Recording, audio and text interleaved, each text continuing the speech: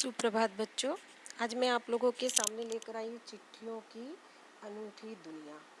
चिट्ठियों की दुनिया जो है अजीबो गरीब होती है। और चिट्ठियाँ मतलब पत्र, लेटर हम जिसे कहते हैं इंग्लिश में।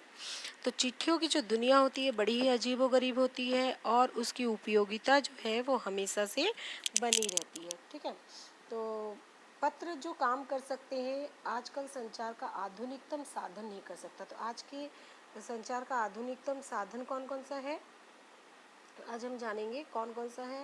देखिए, टाइपराइटर, ठीक है, और मोबाइल फ़ोन, टेलीफोन, तार, ये सब जो है ये चिट्ठियों की टेलीफोन, मोबाइल, ये सब जो है ये आजकल का आधुनिकतम साधन है संचार का। मतलब हमारी बातों को भेजने का, हमारे जो भाव है, हमारे जो विचार हैं उनको दूसरों तक पहुंचाने का ये निम्नलिखित जो साधन है ये आधुनिकतम साधन है। लेकिन ये संचार जो आधुनिकतम साधन है ये पत्र वाला काम ये नहीं कर सकते। क्यों नहीं कर सकते? क्योंकि देखो, पत्रों को हम बहुत दिनों तक संजो कर रख सकते हैं, लेकिन मोबाइल फ़ोन या टेलीफोन में हम बातचीत करके रख देते हैं, मोबाइल में मैसेज भेजते हैं और हम उसे डिलीट भी कर देते हैं, है ना। तो पत्रों का जो भाव है, पत्र को अलग अलग भाषाओं में अलग अलग नाम से पुकारा जाता है। लेकिन पत्र को भले ही हम अलग अलग नाम से कहें, लेकिन जो भाव होते हैं, जो फीलिंग्स होती है हमारी पत्र के लिए, जो इंसान एक दूसरे इंसान तक अपनी बात को पहुंचाना चाहता है, वो एक सा ही होता है। पत्र को उर्दू में खत बोला जाता है, संस्कृत में पत्र बोला जाता है, कन्नड़ में हम उसे कागज कहते हैं, तेलुगु में उत्तरम, जाबू और लेख कहते हैं, तमिल में कड़ी कहा जाता है। ये पोस्टमैन है, आपने देखा होगा अपने शहर में पोस्टमैन जो लाल डब्बे जिसे हम लेटर बॉक्स कहते हैं वहाँ से पत्र निकाल कर हम तक वो पहुँचाते हैं। तो इस तरह से आपने इस तरह के लेटर बॉक्स देखे होंगे। भारतीय डाक विभाग देखा होगा, डाक खाना जिसे हम पोस्ट ऑफिस कहते हैं, वहाँ पर रोज़ नित नए पत्र आते हैं। ऑफिशियल पत्र हो, घरेलू पत्र हो, इस तरह के पत्र आते हैं जिसे डाकिया जो है उस समय पर उसे वहाँ से निकाल कर और जो ऑफिस की जो कार्यालय कार्रवाई को करने के बाद वो पत्र और जो भी है पत्र लेटर बॉक्स से निकालने के बाद उसे लोगों के घर घर तक पहुंचाते हैं। और जिस समय आधुनिक संचार का साधन नहीं था तो लोग जो है डाकिया को भगवान मानते थे और उसका बेसब्री से इंतज़ार करते रहते थे। तो पत्रों को हम यादों की तरह सहज के रख सकते हैं। पत्र को अगर पहले क्या होता था, विभिन्न प्रकार के पत्र, अंतर्देशीय, लिफाफा, ठीक है, पोस्ट कार्ड, इसमें लोग जो है अपनी बात जो है अपने रिश्तेदारों को, अपने दोस्तों तक पहुंचाते थे।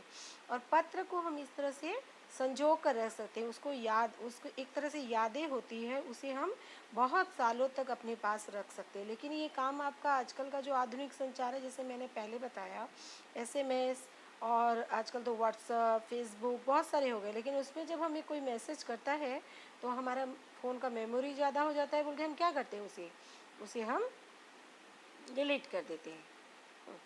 तो दुनिया भर में रोज़ करोड़ों पत्र जो है एक दूसरे को तलाशते तमाम ठिकानों तक पहुंच जाते। मैंने रोज़ आज भी दुनिया भर के पत्र आते हैं, वो कार्यालय हो चाहे फॉर्मल लेटर हो, ये हम औपचारिक अनौपचारिक पत्र लेखन हम पढ़ते हैं, ठीक है।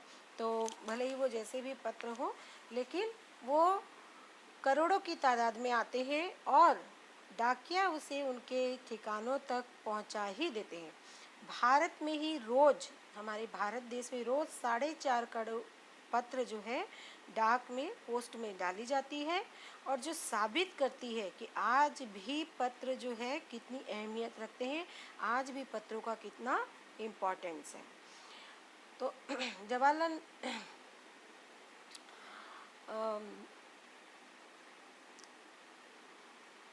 जवाहरलाल नेहरू ने सन 1953 में एक बात कही थी कि हजारों सालों तक संचार का साधन जो है केवल हकरारे और फिर तेज घोड़े रहे, ठीक है। 2053 में हकरारे जो घोड़े का नाम है, जो तेज घोड़े हैं, उनकी तरह रहे, क्योंकि ये बड़ी तेजी से लोग राजा महाराजाओं के समय में भी अपने संदेश पहुंचाने के लिए कबूतरों को संदेश वाहक के रूप में व्यवहार करते थे, और उनके जो पंजे होते थे उसमें वो चिट्ठी स्वरूप छोटी सी नोट्स उसमें बांध करके दूसरे देश तक पहुंचाते थे।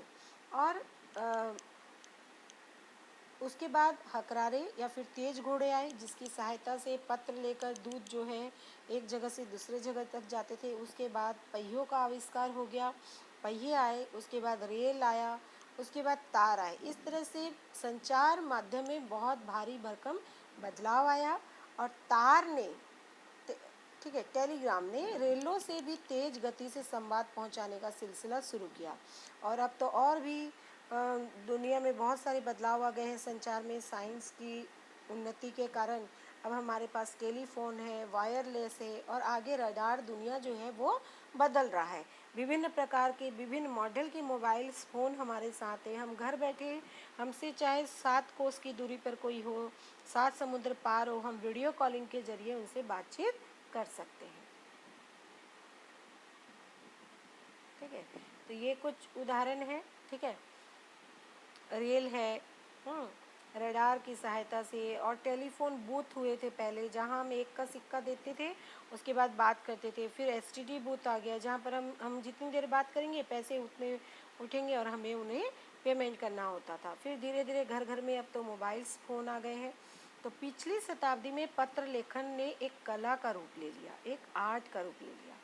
डाक व्यवस्था में सुधार के साथ पत्रों को सही दिशा देने के लिए स्कूली पाठों में भी पत्र लेखन का विषय भी शामिल किया गया। आप लोग देख ही रहे हैं कि आपके उड़िया हो, इंग्लिश हो, हिंदी हो, जितना भी लिटरेचर है और संस्कृत हो, उसमें पत्र लेखन का पाठ भी शामिल है एक विषय के रूप में।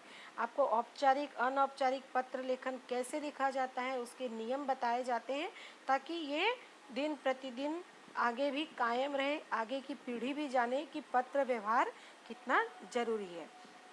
आज भी हम किसी भी ऑफिशियल कोई भी कार्यालय पत्र हो, मंत्रिमंडल हो, या कहीं स्कूलों में कहीं पर भी अगर हमें ये देना होता है तो हमें पत्र ही हम भेजते हैं। ईमेल आ गया है, ईमेल के जरिए हो, लेकिन उसी फॉर्मेट में हमें भेजना होता है। और कभी कभी तो ऐसा हो जाता है कि आपका जो एग्ज़ाम्स हैं, आप देखो बोर्ड एग्ज़ाम होते हैं, उनकी जो कॉपियाँ हैं, उनके जो आंसर सीट है, क्वेश्चंस पेपर हैं, वो सब डाक खाने से ही आते हैं। वो आपका आधुनिकतम संचार के रूप में नहीं आ जाता है। ठीक है, विश्व डाक संघ ने सन 16 वर्ष से कम उम्र के जो आयु वर्ग के बच्चे हैं उनके लिए उन्होंने पत्र लेखन की प्रतियोगिताओं को भी आयोजन करना सिलसिला 1972 में शुरू किया था। ठीक है, आज भी बहुत संख्यक के लोग पत्रों का बेसब्री से इंतजार करते हैं। जैसे हमारे फौजी भाई लोग हैं, वो लोग ऐसी ऐसी जगह में तैनात रहते हैं जहाँ की मोबाइल फ़ोन काम नहीं करता है। ठीक है, तो वहाँ पर उनके घर वाले उनको पत्रों की सहायता से ही कांटेक्ट करते हैं, अपना मैसेज, अपना फौजी भाइयों को अपना घर के हालात बताते हैं इन पत्रों की सहायता। तो हमारे जो सैनिक हैं वो पत्रों का बहुत उत्सुकता से इंतज़ार करते हैं। इसकी कोई मिसाल ही हमारे साथ, अर्थात इसकी कोई उदाहरण हमारे साथ नहीं। तो पत्रों को विरासत के रूप में हम सुरक्षित रख सकते हैं। आज अगर हम देखें कि आज से संचार के साधन होते, अगर आज जैसे संचार के साधन होते तो पंडित नेहरू जो थे उन्होंने अपनी पुत्री इंदिरा को फ़ोन में ही वो बात कर लेते। ठीक है, अगर वो फ़ोन में बात कर लेते तो नेहरू द्वारा लिखा गया पिता के पत्र पुत्री के नाम ये नहीं लिखे जाते जो आज करोड़ों लोगों को प्रेरणा देते हैं। जब जब नेहरू जी जेल में रहे, उन्होंने इंदिरा जी को गाइड करने के लिए, क्योंकि वो घर पर अकेली थी तो उनको कैसे गाइड किया जाए कि पिता उसकी कैसी देख रेख करेंगे, वो पत्रों के जरिए ही इंदिरा जी को पत्र लिखते थे।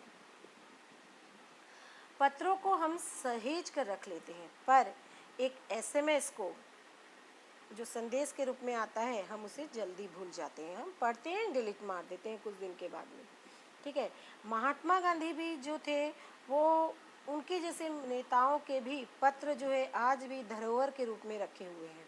ठीक है, महात्मा गांधी के पास भी उस समय हजारों की तादाद में रोज़ महात्मा गांधी इंडिया बोल करके उनका एड्रेस ही यही था, और उसे जहाँ कहीं भी वो होते थे दुनिया के, उनके पास वो पत्र पहुँच जाते, और गांधी जी भी उन पत्रों का सभी को जिसका जैसा पत्र आता था उनको जवाब वो ज़रूर देते थे। ठीक है, महात्मा गांधी के पास दुनिया में बड़ी संख्या में पत्र पहुंचते। पत्रों का जवाब वे खुद अपने हाथों से लिखते थे, ये नहीं कि किसी दूसरे से लिखवाते थे, ठीक है। और दुर्गम जो घने जंगल से घिरा हुआ गांव है, या फिर बर्फबारी के बीच रहे पहाड़ों के लोग हैं, समुद्र तट पे लोग रहे, रेगिस्तान में रह रहे, हर जगह पत्रों का ही सबसे ज़्यादा महत्व रहा, ठीक है। शहरी इलाकों में आलीशान हवेलियाँ हो या दुर्गम जंगल से घिरे हुए गांव हो, कहीं पर भी हो, झोपड़पट्टी हो, जहाँ पर भी लोग रह रहे हैं, उन बेसब्री से उस डाकिये का वो इंतज़ार कर रहे होते थे। डाकिया जो है वो उनको उस तरह से डाकिया ही उनको पहुंचाता था, और वो लोग डाकिया को अपना देवदूत समझते थे, ठीक है।